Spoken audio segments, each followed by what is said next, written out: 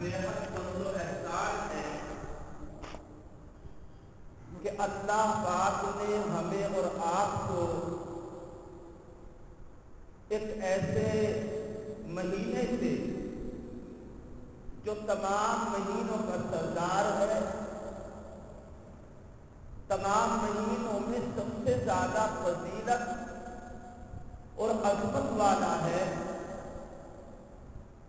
اس کے استقبال کے لیے اللہ پاک نے ہمیں اور آپ کو موقع عطا فرمایا۔ اللہ کے پیغمبر ہمارے آقا سرکار دو عالم صلی اللہ علیہ وسلم اس مہینے کا انتظار اور اس مہینے کو پانے کی، حاصل کرنے کی دعائیں بہت پہلے سے فرمایا کرتے تھے۔ آپ فرماتے تھے اللہم بارک لنا فی رجب و شعبان وبلغنا الی رمضان، اے اللہ ہمارے لیے رجب اور شعبان کے مہینے میں برکتیں پیدا فرما دے اور ہمیں رمضان کے مہینے تک پہنچا دے۔ ذرا غور فرمائیے، وہ نبیوں کا سردار، وہ رسولوں کا امام اور پیشوا، جو سید المعصومین ہے، سید الانبیاء ہے، امام الرسل ہے، خاتم النبیین ہے، بخشا بخشایا ہے، وہ بھی اس مہینے کو پانے کے لیے، اس مہینے تک پہنچنے کے لیے اللہ سے دعا کر رہا ہے، اے اللہ ہماری زندگی میں برکت دے دے، ہماری زندگی کے اندر اے اللہ ایسی برکت عطا فرما کہ ہم رمضان کے مہینے کو پا لیں، رمضان کا مہینہ ہمیں مل جائے۔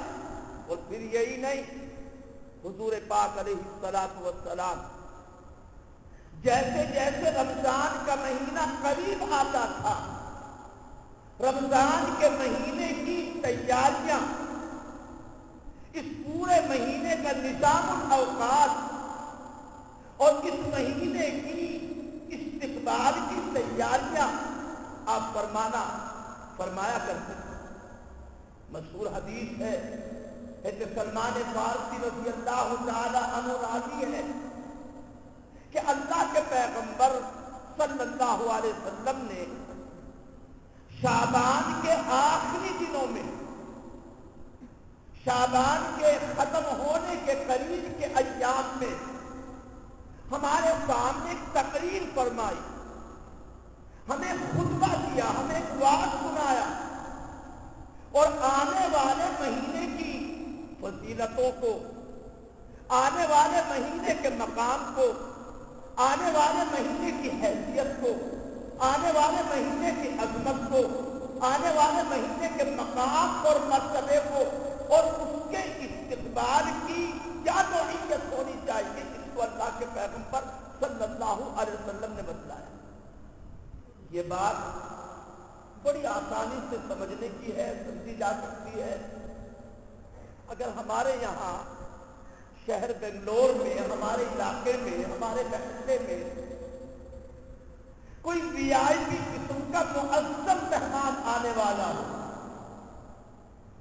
چاہے وہ عظیم الشان، عظیم المرتبہ شخصیت دنیاوی اعتبار سے ہو یا دینی اعتبار سے ہو، کوئی بہت بڑا اللہ والا خدا رسیدہ، کوئی بہت بڑا عالم دین، ممتاز عالم، کوئی بہت بڑا شیخ الحدیث، اگر آپ کی مسجد میں، آپ کے محلے میں، آپ کے شہر بنگلور میں اس کے آنے کی ہمیں اطلاع مل جائے، یا دنیاوی سیاسی اعتبار سے کوئی سیاسی بڑی قدآور شخصیت، کوئی وی آئی پی قسم کا مہمان ہمارے یہاں آنے والا ہو، تو سچ بتلائیے ہم اس کے استقبال کی کیا کیا تیاریاں کریں گے۔ جگہ جگہ چوراہوں پر ہورڈنگ لگائی جائے گی، گیٹ بنائے جائیں گے، سجائے جائیں گے، استقبالیہ جملے لکھے جائیں گے، ویلکم کرنے کے لیے باقاعدہ تیاریاں کی جائیں گی. کون لوگ سب سے پہلے استقبال کریں؟ کون لوگ گلے میں مالا ڈالیں؟ کس راستے سے یہ مہمان گزرے گا؟ کہاں اس کا قیام ہوگا؟ کہاں اس کا ناشتہ ہوگا؟ کہاں اس کا آرام ہوگا؟ کہاں اس کی اسپیچ ہوگی؟ کتنی دیر کہاں پر رکیں گے؟ چلتے وقت میں اس کو سیاق کون کرے گا؟ ریسیو کرنے والے کون لوگ ہوں گے؟ یہ سارا پروگرام بنایا جاتا ہے. ایک وی آئی پی مہمان کے استقبال کی تیاریاں ہم اور آپ کبھی کبھی یہاں تک کرتے ہیں کہ محلے کی گلیوں کی صفائی ہوتی ہے، سفیدی ڈالی جاتی ہے، نالیاں ٹھیک کی جاتی ہے، گھر کا نقشہ بدلا جاتا ہے، روم کی سیٹنگ تبدیل کر دی جاتی ہے اور تمام چیزوں کا اہتمام پورا انتظام ہوتا ہے یا نہیں؟ جس طرح دنیا میں کسی وی آئی پی عظیم مہمان کا قابل قدر کی شخصیت کا استقبال ہوتا ہے، اسی طرح ٹھیک ہمارے آقا سرکار دو عالم صلی اللہ علیہ وسلم نے جو سارے مہینوں میں وی آئی پی مہینہ ہے، سارے مہینوں کا سردار سید الشہور مہینہ ہے، جو مہینہ اللہ کا مہینہ ہے، جو مہینہ اللہ کی میزبانی اور مہمانی کا مہینہ ہے، رمضان کا مہینہ. اللہ کے پیغمبر صلی اللہ علیہ وسلم نے اس کا استقبال فرمایا اور صحابہ کرام کو اس آنے والے مہمان کی حیثیت، اس کی عظمت، اس کا مقام اور مرتبہ بتلایا کہ دیکھو، سنو صحابہ، تمہارے اوپر ایک ایسا مہینہ سارا فکر ہونے والا ہے جو بڑا مبارک، بڑی عظمتوں والا ہے. اس کی حیثیت کیا ہے؟ فرمایا اولہ رحمت، اوسطہ مغفرۃ، آخرہ عتق من النار. اس مہینے کے 3 حصے ہیں. پہلا عشرہ، پہلے 10 دن رحمت والے، بیچ کا عشرہ، بیچ کے 10 دن مغفرت والے، اور اخیر کے 10 دن، آخری 10 دن، اخیر عشرہ یہ جہنم سے آزادی کا عشرہ ہے. آپ نے فرمایا دیکھو، یہ مہینہ ایسا ہے کہ اس مہینے میں نفلوں کا درجہ فرضوں کے برابر، ایک فرض کا درجہ 70 فرضوں کے برابر اس کی حیثیت. گویا کہ یوں کہہ دیجیے کہ رمضان کا مہینہ نیکیوں کا بازار ہے، نیکیوں کی منڈی ہے، نیکیاں کمانے کا ایک موقع ہے.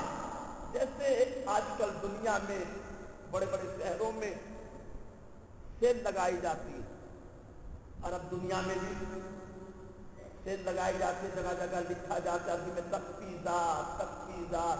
ہمارے یہاں ہندوستان میں لکھا جاتا ہے سیل سیل سیل. کیا مطلب؟ ڈسکاؤنٹ. جو سامان 200 روپے کا ملتا تھا 50% ڈسکاؤنٹ سستا ملے گا. ایسے میں نہ چاہتے ہوئے بھی آدمی کچھ خرید لیتا ہے، جوتا خریدتا ہے، کپڑا خریدتا ہے، گھر کا ساز و سامان خریدتا ہے، ڈسکاؤنٹ ملتا ہے، لے لینا چاہیے، نفے کا سودا ہے. ایسے میرے محترم بزرگوں، رمضان کا مہینہ ڈسکاؤنٹ کا مہینہ.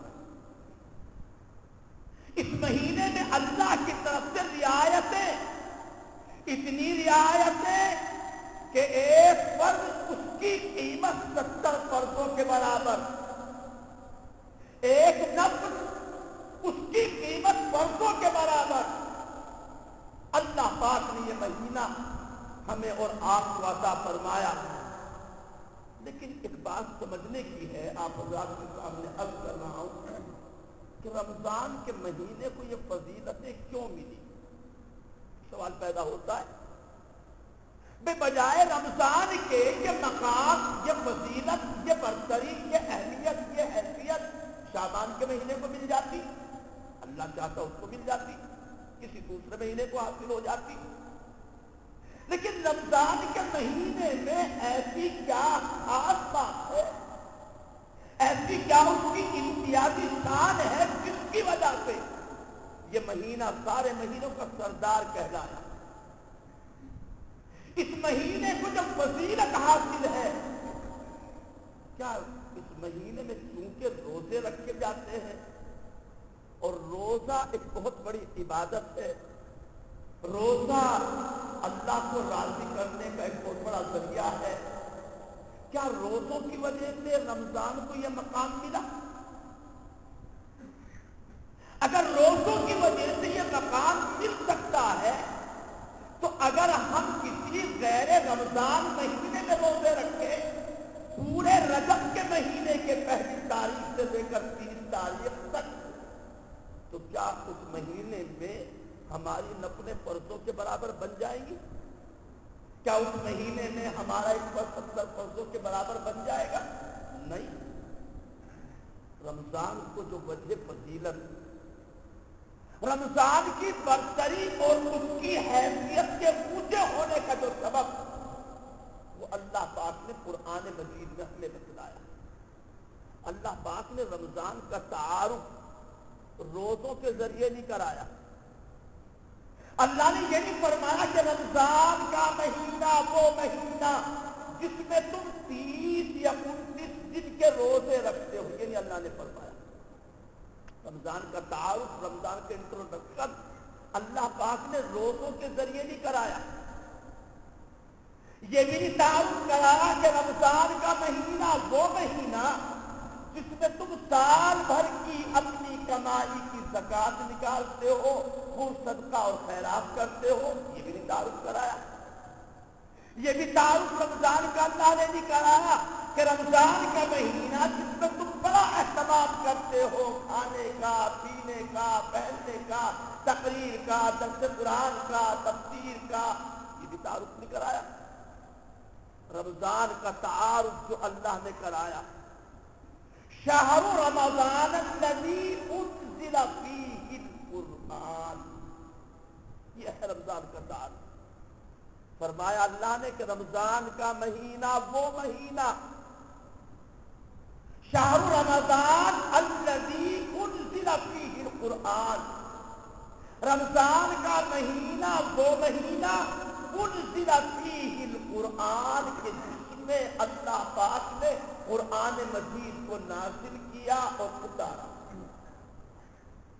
یہ پورا قرآن، یہ اللہ کا کلام، یہ 30 پاروں والی اللہ کی مقدس کتاب، یہ مکمل کتاب اللہ پاک نے یہ اپنا مقدس کلام قرآن مجید رمضان کے مہینے میں لوح محفوظ سے آسمان دنیا پر مکمل نازل کر دیا. پھر وہاں سے تھوڑا تھوڑا، آیت آیت، نجمن نجمن، جیسی جیسی ضرورت پڑتی گئی ویسے ویسے اللہ پاک نے اس پورے اپنے کلام کو، قرآن مجید کو دھیرے دھیرے 23 برس میں حضرت جبرائیل علیہ السلام کے ذریعے اپنے آخری پیغمبر صلی اللہ علیہ وسلم پر نازل فرمایا. بات کیا سامنے آئی؟ رمضان کا مہینہ یہ قرآن کی بہار کا مہینہ ہے. رمضان کا زیور قرآن ہے. رمضان نزول قرآن، قرآن کے اترنے کا مہینہ ہے. اللہ پاک نے قرآن جیسی عظیم نعمت ہمیں عطا فرمائی، اس کا کچھ شکر ادا کرنا چاہیے نہیں؟ یاد رکھو، اللہ پاک کی ہر نعمت کا شکر ادا کرنا چاہیے. کسی بھی نعمت کو باقی رہنے کا بہترین نسخہ، ایک ہے عطائے نعمت، ایک ہے بقائے نعمت، ایک ہے نعمت کا مل جانا، ایک ہے اس نعمت کا باقی رہ جانا. اللہ نے اپنے فضل سے ہمیں آپ کو کوئی نعمت عطا فرمائی، اب ہمارے پاس وہ باقی بھی رہے، اس کو باقی رکھنے کی صرف، اس کو باقی رکھنے کا راستہ کون سا ہے بھائی؟ کسی بھی نعمت کو، کسی بھی طرح کے اللہ کے فضل کو یہ نعمت باقی رہے، اس میں برکت اور ترقی ہوتی رہے، اس کا بہترین ذریعہ ہے اس کا شکر ادا کرو. لئن شکرتم لازیدنکم۔ اللہ پاک نے بہت بڑی عظیم دولت، کتنی بڑی، قرآن مجید سے بڑھ کر دنیا میں کوئی دولت ہو نہیں سکتی۔ جنت کی نعمتیں ایک طرف، جنت کی نشیلیاں ایک طرف، ہمارا آپ کا انسان بننا ایک طرف، جنت کے حور و غلمان کا تذکرہ ایک طرف، زمین کو اللہ نے فرش بنایا یہ نعمت ایک طرف، اللہ پاک نے آسمان کو ستاروں سے آراستہ کیا، آفتاب و مہتاب اس پر چمکائے، یہ اللہ کا احسان و نعمت ایک طرف۔ ان تمام نعمتوں میں سب سے بڑی عظیم نعمت قرآن کی نعمت ہے۔ میں اپنی طرف سے نہیں کہہ رہا، قرآن اللہ خود کہہ رہا ہے، الرحمن علم القرآن خلق الانسان علمہ البیان۔ سورہ رحمان جو قرآن مجید کی دلہن سورت ہے، سورہ رحمان کو قرآن کی دلہن سورت کہا جاتا ہے۔ سورہ رحمان میں بار بار فَبِأَيِّ آلَاءِ رَبِّكُمَا تُكَذِّبَانِ، اے جناتوں، اے انسانوں، تم اپنے رب کی کس کس نعمت کو جھٹلاؤ گے؟ نہیں جھٹلا سکتے۔ اللہ نے نعمت شمار کرائی، کیا کہ نعمت خلق الانسان، اس نے تمہیں انسان بنایا، اس نے تمہیں بولنے کی طاقت عطا فرمائی، اس نے تمہارے لیے زمین بچھائی، اس نے آسمان کو بلند کیا، اس نے جنت بنائی، جنت میں نشیلیاں، جنت میں حور و غلمان، جنت میں کھانے پینے کا سامان، جنت میں ہر وہ سب کچھ جو تمہاری جی میں آئے، تمہاری چاہت ہو، ان ساری نعمتوں کا اللہ نے سورہ رحمان میں تذکرہ کیا۔ لیکن سب سے پہلے جنت کی نعمتوں سے پہلے، آسمان زمین کی نعمتوں سے پہلے، تمہاری اپنی قوت گویائی کے تذکرے سے پہلے، تمہارے اپنے انسان بنائے جانے سے پہلے، اس رحمان نے اپنی رحمت کے سلسلے میں سب سے پہلا ذکر کیا، الرحمن علم القرآن۔ کون رحمان؟ جس نے آنکھیں دی۔ کون رحمان؟ جس نے بولنے کے لیے زبان دی۔ کون رحمان؟ کیا ہے اس کی شان رحمت، کیا ہے اس کی رحمت کو بتلانے والی رحمت کا مظہر؟ یہ ساری چیزیں رحمان کی رحمتوں کو بتلانے والی، لیکن اللہ نے خود اپنی شان رحمت کو بتلانے کے لیے، اپنی رحمت کا اظہار کرنے کے لیے اللہ پاک نے سب سے پہلے ذکر کیا کس چیز کا؟ سمجھو اور جانو اے انسانوں، الرحمن علم القرآن، وہ رحمان جس نے قرآن سکھایا۔ قرآن مجید کتنی بڑی عظیم دولت، کتنی بڑی عظیم دولت۔ اللہ پاک نے سیدنا موسیٰ علیہ السلام ان کو توریت عطا فرمائی، عیسیٰ علیہ السلام کو انجیل عطا فرمائی، دیگر نبیوں کو صحیفے عطا فرمائے، آسمانی کتابیں کسی بھی انداز میں اللہ پاک نے عطا فرمائی۔ جب حضرت موسیٰ علیہ السلام کو اللہ پاک نے توریت دینے کا فیصلہ فرمایا تو کیا حکم ہوا؟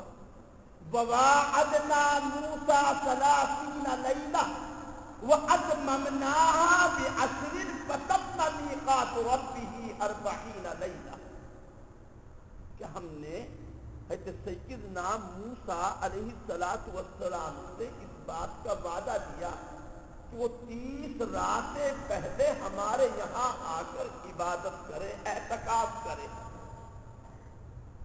پہلے 30 راتیں آ کر اعتکاف کرے، ہماری عبادت کرے، ہماری طرف لو لگا کر کے بیٹھے، اس کے بعد ہم توریت عطا کریں گے۔ لیکن حضرت سیدنا موسیٰ علیہ السلام نے پورا چلہ کر دیا۔ یہ چلہ ویسے نہیں آیا جماعت والے، یہ تو پہلے سے چلتا آیا۔ حضرت موسیٰ علیہ السلام نے 30 میں فَتَمَّ ربه 40 لیلہ، آپ نے 40 راتوں کا اعتکاف کیا، 40 راتیں اللہ کی عبادت کی، اس کے بعد اللہ پاک نے آپ کو توریت عطا فرمائی۔ حضرت موسیٰ علیہ السلام کو 40 راتوں کے اعتکاف کے بعد توریت ملی ہے۔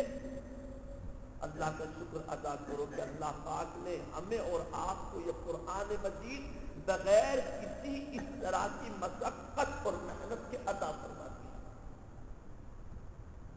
لہذا اللہ نے اتنی بڑی عظیم دولت ہمیں آپ کو دی ہے، ہمیں اس کا شکریہ ادا کرنا چاہیے کہ نہیں کرنا چاہیے؟ ٹھیک ہے، شکریہ ادا کریں گے۔ اگر اللہ پاک ہمیں شکریہ ادا کرنے کا طریقہ نہ بتلاتا، کوئی شکر ادا کرتا اللہ کے راستے میں خیرات کر دیتا، کوئی شکر ادا کرتا 1000 قرآن فتوا کے تقسیم کر دیتا، کوئی شکر ادا کرتا اللہ کے کلام کے ملنے پر مسجد بنوا دیتا، کوئی شکر ادا کرتا غریبوں کا پیٹ بھر دیتا، کوئی شکر ادا کرتا پیاسوں کو پانی پلا دیتا، کوئی شکر ادا کرتا محتاجوں کی حاجت روائی کرتا، لیکن نہیں، اللہ پاک نے کہ ہم نے تمہیں اپنا یہ کلام دیا ہے، اس کا شکر کیسے تم ادا کرو گے؟ اللہ ہی نے راستہ بتلایا۔ تم الگ الگ سوچ میں نہ پڑو، اپنے حساب سے شکریہ ادا نہ کرو۔ اللہ نے بتلایا فَمَنْ شَهِدَ مِنْكُمُ الشَّهْرَ فَلْيَصُمْ۔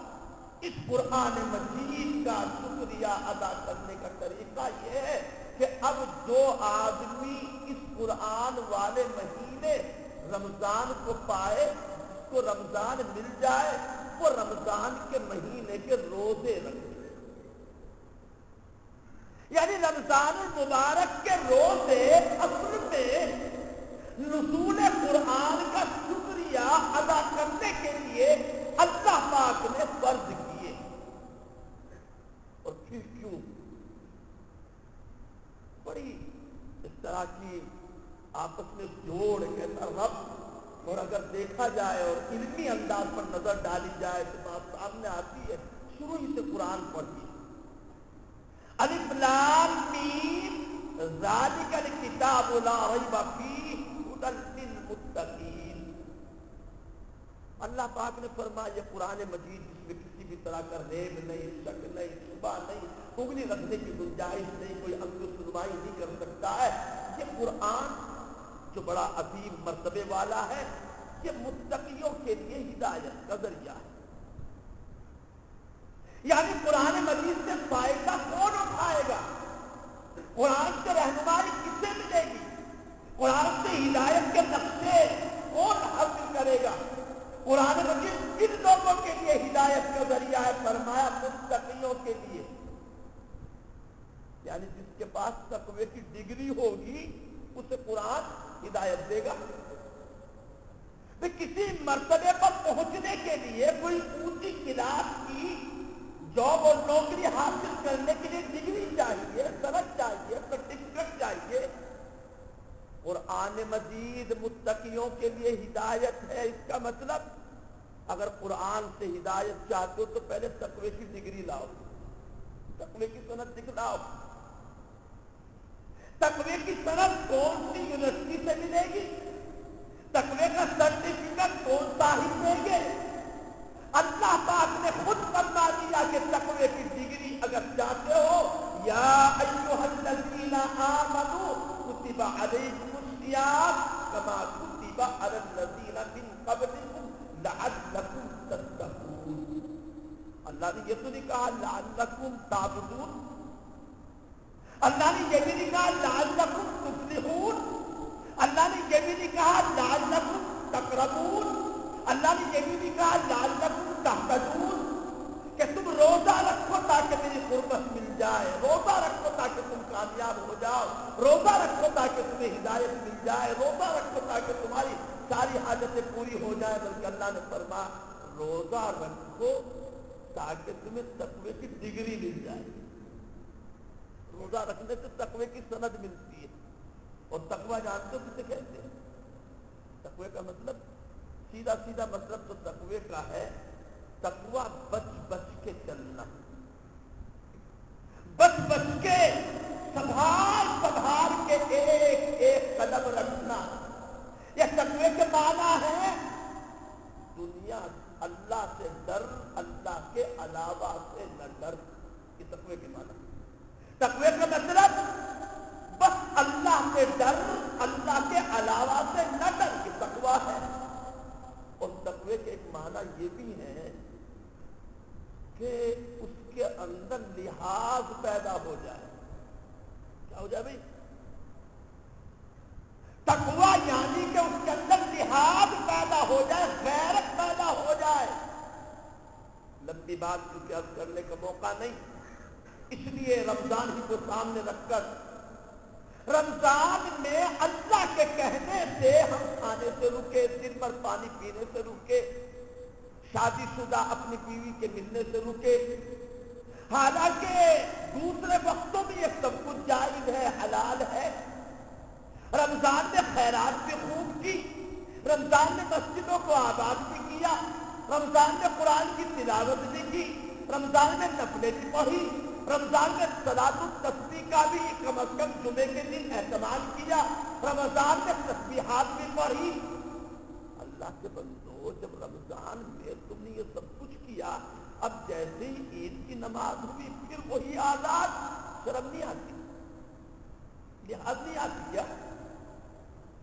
ارے جس اللہ کے لیے تم نے حلال چیزوں کو بھی اپنے اوپر حرام کر لیا، رمضان میں تمہیں کوئی گالی دیتا، برا کہتا، تم چپ رہتے، رمضان میں کھانا پکتا، ہوٹل چلتے، چائے بنتی، طرح طرح کی ذائقے دار سامنے آتی، تم اس سے منہ پھیر لیتے۔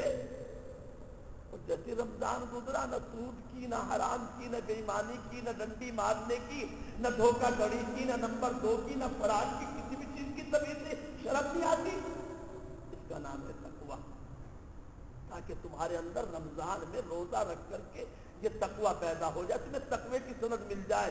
جب تقوی کی سند مل جائے گی تو پھر قرآن مجید کا لفظ لفظ، قرآن مجید کا حرف حرف، قرآن مجید کی ایک ایک بات دل میں گھر کرتی چلی جائے گی اور ہدایت کا ذریعہ بنتی چلی جائے گی۔ تو میرے محترم بزرگوں، اصل میں رمضان کا مہینہ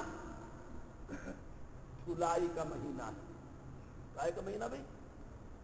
رمضان کا مہینہ تزکیے کا مہینہ، صفائی کا مہینہ، پاکیزگی اخلاق کی، تربیت روحانیت کی حاصل کرنے کا مہینہ رمضان کا مہینہ، مجاہدے کا مہینہ۔ اور عجیب اللہ پاک نے سسٹم رکھا ہے رمضان میں۔ مجاہدے میں کیا کیا چیزیں ہونی چاہیے؟ بزرگوں نے لکھا ہے کہ مجاہدے میں 4 چیزیں ہوتی ہیں: قلت طعام، قلت کلام، قلت منام، قلت اختلاط مع الانام۔ یعنی مجاہدے کے لیے کم بولنا، کم کھانا، کم سونا اور لوگوں سے بہت کم ملنا جلنا۔ جو مجاہدہ کرے دنیا سے کٹ کر تبتل الیہ تبتیلا، اللہ کی طرف کٹ کر کے چلا جائے، کھانا پینا کم کر دے، چونکہ اس سے شہوت نفسانیہ، شہوت انسانی ابھرتی ہے، سونا کم کر دے چونکہ اس سے غفلت آتی ہے، لوگوں سے ملنا جلنا کم کر دے چونکہ اس سے بہت زیادہ بیکارگی اور اضاعت وقت کا سلسلہ شروع ہوتا ہے۔ رمضان کے مہینے میں یہ 4 چیزیں آٹومیٹک ہیں۔ رمضان میں روزہ رکھا، قلت طعام خود بخود حاصل۔ رمضان میں راتوں کو تراویح میں شرکت کی تو اور سحری میں اٹھے، دیر تک جگے، مسجد میں رہے، قلت منام حاصل۔ قرآن مجید کی تلاوت میں لگ گئے تو ایسی شکل میں قلت کلام حاصل۔ اور اگر رمضان کے اخیر عشرے میں اعتکاف کر لیا تو قلت اختلاط مع الانام والی کیفیت حاصل۔ 4 چیزیں رمضان میں جو مجاہدہ نفس کے لیے، نفس کی کھنچائی کے لیے، اپنی دھلائی کے لیے چاہیے، وہ چاروں چیزیں رمضان کے مہینے میں موجود ہیں۔ اور میرے محترم بزرگوں، یہ رمضان کا مہینہ اللہ پاک نے ہمیں اور آپ کو عطا فرمایا، ہمیں اس کی قدر و قیمت معلوم کرنی چاہیے، ہمیں اس کا مقام اور مرتبہ جاننا چاہیے، ہمیں اس آنے والے مہینے کے استقبال کی تیاریاں کرنی چاہیے، اور یہ سمجھنا چاہیے کہ رمضان کے مبارک مہینے میں سب سے زیادہ اچھے کام کرنے کے کون کون سے ہیں۔ بس دو بات یاد کروں گا۔ رمضان میں سب سے زیادہ اہم عبادت اور کرنے کا کام ایک دن کی، ایک رات کی نیکی، ایک دن کی نیکی، ایک رات کی نیکی۔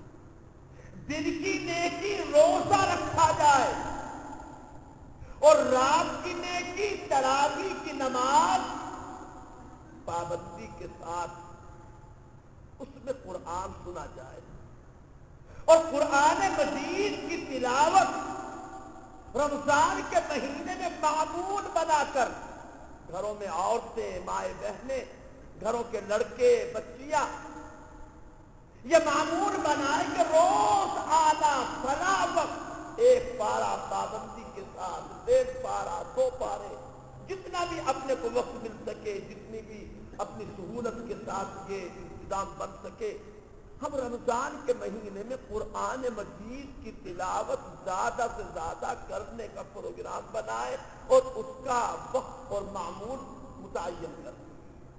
اچھا، ہمارا ایک بھائی ہے قرآن مجید پڑھنا نہیں جانتا، وہ مدرسے نہیں گیا، کسی سے قرآن مجید پڑھنا نہیں سیکھا، تو وہ رمضان میں قرآن کی تلاوت والی نیکی کو کیسے حاصل کرے؟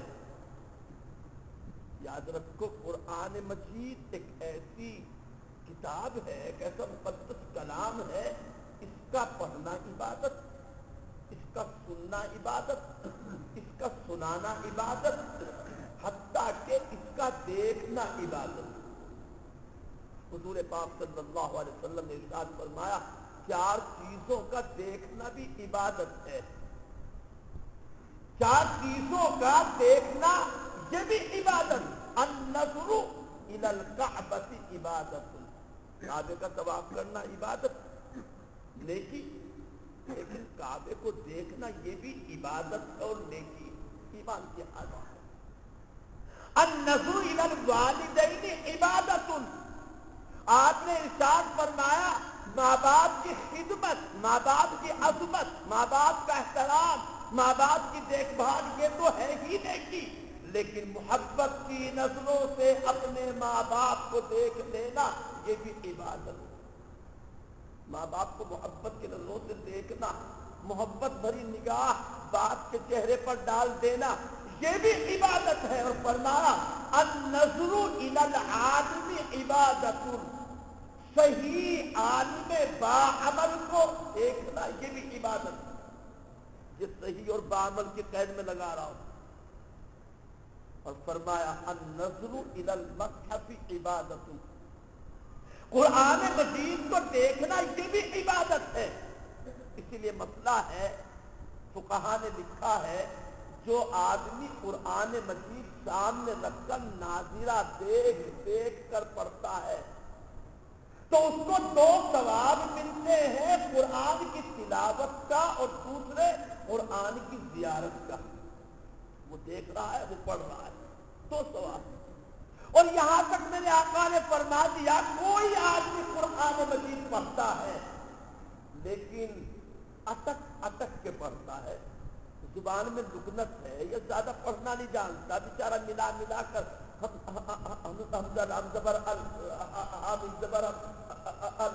طرح سے تکلیف ہوتی ہے، مشقت برداشت کرتا ہے، تو میرے آقا فرماتے ہیں، آقا رحمت صلی اللہ علیہ وسلم، من یقرأ القرآن یا من قرأ القرآن وهو یتعتع فلہ اجران، جو قرآن مجید پڑھے اٹک اٹک کر کے پڑھے اس کو 2 ثواب، کہ یہ 2 اجر، ایک قرآن پڑھنے کا، ایک قرآن پڑھنے میں یہ مشقت برداشت کرنے کا۔ تو میرے بھائی جو قرآن مجید پڑھنا نہیں جانتے ہیں، ان کو الف بے سے اس نے نہیں پڑھا ہے، وہ ام کا پارا یا کوئی سورت بھی نہیں جان سکتے ہیں، تو اس کے لیے دو راستے ہیں قرآن مجید کی تلاوت سے جڑنے کے۔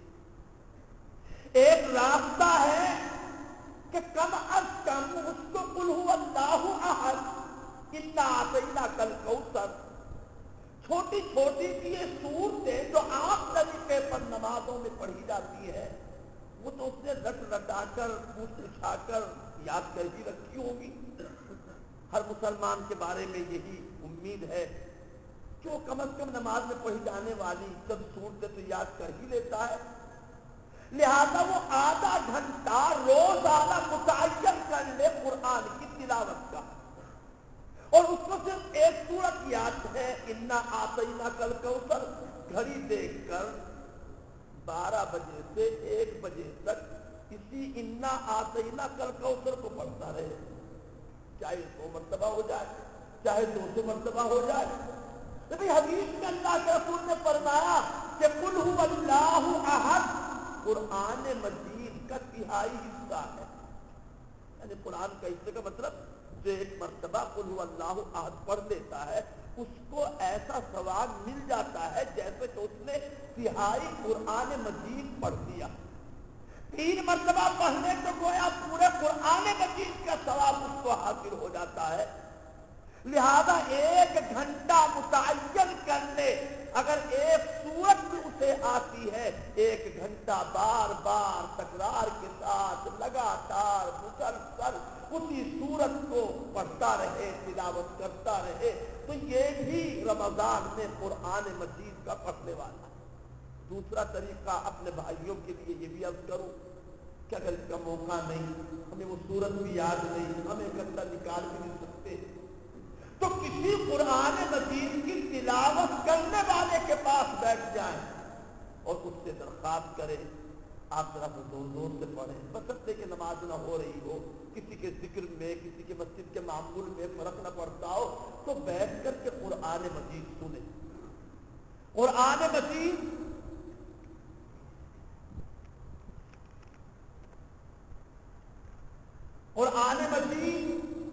سنا جائے، سننے پر بھی ثواب، سنانے پر بھی ثواب۔ ارے جس پر قرآن مجید نازل ہوا حضور پاک صلی اللہ علیہ وسلم آپ خود بھی کبھی کبھی کسی صحابی سے فرماتے کہ مجھے قرآن سنا، کبھی آپ نے یہ نہیں فرمایا اس صحابی سے کہ حضور آپ پر قرآن اترا، میں ہی آپ کو سنا، کہ ہاں ہاں اللہ کی طرف سے مجھے حکم ملا ہے کہ تم مجھے قرآن شریف سناؤ۔ سنانا شروع کیا، سنتے گئے سنتے گئے سنتے گئے، مگر جب اس آیت پر پہنچے فَكَيْفَ إِذَا جِئْنَا مِنْ كُلِّ أُمَّةٍ بِشَهِيدٍ وَجِئْنَا بِكَ عَلَى هَؤُلَاءِ شَهِيدًا، آنکھوں سے آنسو بھرے ہوئے تھے، تب تک گر رہے تھے، آپ کی آنکھیں اشکبار تھی، اور آپ نے فرمایا بس کرو بس کرو۔ کیوں؟ اس لیے کہ اس آیت میں فرمایا گیا کہ اس وقت میں کیا حال ہوگا، کیسی آپ کی حالت ہوگی جب ہر ایک نبی کے ساتھ اس کی امت لائی جائے گی اور اس نبی کو اپنی امت پر گواہ بننا پڑے گا۔ تو آپ کو اپنی امت کا خیال آ گیا، رکا نہ گیا، رہا نہ گیا، آنکھوں سے آنسو گرنے لگے، تب تک بہنے لگے۔ آپ نے فرمایا کہ بس اس پر قرآن اترا، جو کہ قرآن سننے کا شوقین ہے، قرآن سننا چاہتا ہے، تو پھر ہمیں اور آپ کو سننا چاہیے کہ نہیں؟ اور کتنی بڑی نیکی! اللہ نے فرمایا کہ جس آدمی نے کہا الف لام میم، کیا کہا؟ من قال الف لام میم، تو فرماتے ہیں کہ میں نہیں کہتا کہ اس نے ایک حرف پڑھا، بلکہ الف حرف، لام حرف، میم حرف۔ الف الگ حرف، لام الگ حرف، میم الگ حرف، اور ہر حرف کے بدلے کتنی نے کی بھائی؟ 10 نے کی۔ گویا الف لام میم کہنے پر کتنی نیکیاں مل گئی؟ سنانے والے، پڑھنے والے کو، سننے والے کو۔ اگر یہاں بیٹھ کر ایک پڑھنے والا پڑھے اور یہ پورا مجمع سنے تو ہر ایک کو الف لام میم سننے پر، الف لام میم پڑھنے پر 30 نیکیاں، بلکہ اور بھی باریکی کے ساتھ لکھا لکھنے والوں نے کہ جب اس نے کہا الف لام میم تو الف کہنے میں 3 حرف خود آگے الف لام اور با، میم کہنے میں میم یا میم اور لام کہنے میں لام حمزہ میم، گویا کہ کتنے حرف ہو گئے؟ 9 حرف ہو گئے، اور 9 حرف کا مطلب 90 نیکیاں ہو گئی الف لام میم پڑھنے کا۔ اور باقی آپ نے فرمایا الف لام میم کو مثال میں پیش فرما، الف لام میم کے معنی بھی کون جانتا ہے؟ الف لام میم کے معنی نہ دارالعلوم دیوبند کا شیخ الحدیث جانے، نہ ندوۃ العلماء کا کوئی عربی ادیب وہ بتلائے، نہ صدیق اکبر کو معلوم، نہ فاروق اعظم کو معلوم۔ حضور پاک علیہ الصلوۃ والسلام کو بھی اس کے معنی، اس کا مطلب معلوم یا نہیں، اس سلسلے میں بڑے اقوال اور علماء کے درمیان بڑی بحثیں، اس کو نہیں عرض کرنا۔ تفسیر کی کتابوں میں لکھا الف لام میم کے آگے اللہ اعلم بمرادہ بذالک، الف لام میم سے اللہ کی مراد کیا ہے بس اس کو اللہ ہی جانے، ہمیں نہیں معلوم، تمہیں نہیں معلوم، کسی کو نہیں معلوم۔ کیا پتہ چلا بھائی؟ اگر قرآن مجید کو بغیر سمجھے بھی پڑھا جائے، کسی حرف کا معنی مطلب بالکل معلوم نہیں، اس آیت میں کیا اللہ پاک نے فرمایا ہم اپنی زبان میں اس کو نہیں جانتے، ہم تو بے سمجھے پڑھ رہے ہیں الف لام میم ذالک الکتاب لا ریب فیہ، ذالک کے معنی کیا ہے، لا ریب کے معنی کیا ہے، تو بھی یہ نیکی برابر جھو کی دھوپ اس کو ملے گی۔ یہ الگ بات ہے کہ کوئی آدمی اگر سمجھ کر کے پڑھے تو پھر سونے پر سہاگا ہے۔ الف لام میم آپ نے مثال میں یہی فرمایا، بے سمجھو بھی اگر پڑھو۔ ایک بات، ایک واقعہ، حضرت امام احمد ابن حنبل رحمت اللہ علیہ نے بارہا اللہ پاک کو خواب میں دیکھا، خواب میں زیارت ہوئی۔ امام احمد ابن حنبل نے جب خواب میں اللہ کو دیکھا تو ایک مرتبہ خواب ہی میں آپ نے اللہ سے سوال کیا، اے رب العالمین، آپ سے قریب ہونے کا بہترین راستہ اور عمل کون سا ہے؟ تقرب حاصل کرنے کا بہترین ذریعہ کہ آپ کی قربت، آپ کی نزدیکی مجھے مل جائے، کون سا عمل کروں؟ جوان ملا خواب میں اللہ کی طرف سے تلاوت القرآن، قرآن مجید کی تلاوت میرے قریب ہونے کا بہترین ذریعہ، میرے تقرب کو حاصل کرنے کا بہترین اور مؤثر نسخہ ہے تلاوت۔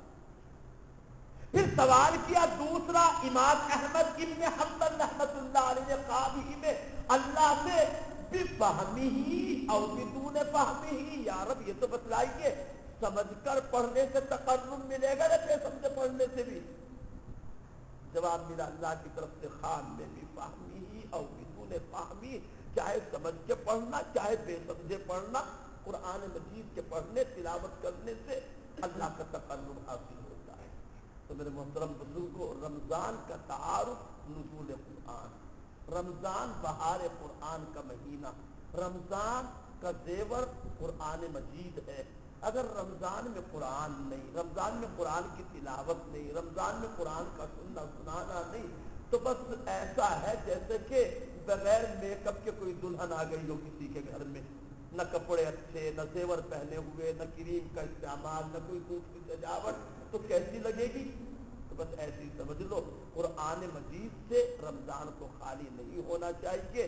اللہ پاک ہمیں توفیق عطا فرمائے، اللہ کا شکر ادا کرو کہ اللہ پاک نے ہمیں ایسا مبارک مہینہ عطا فرمایا، ورنہ نہ معلوم بھائیو کتنے لوگ ایسے ہوں گے، آپ بھی جانتے ہوں گے، میں بھی جانتا ہوں گا کہ وہ دنیا میں پہلے رمضان میں تھے اور آج نہیں، تو جو ہے ان کو اللہ کا شکر ادا کرنا چاہیے، آنے والے مہینے کی قیمت قدر سمجھنا چاہیے، اور کیسے ہم کو گزارنا ہے اس کا باقاعدہ ایک نظام الاوقات بنانا چاہیے۔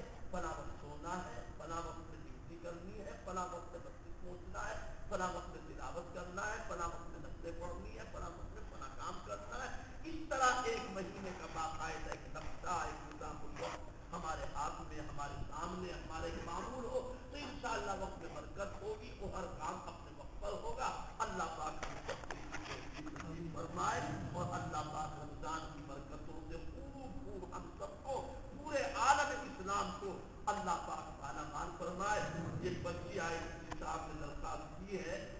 غوثیہ بانو صاحبہ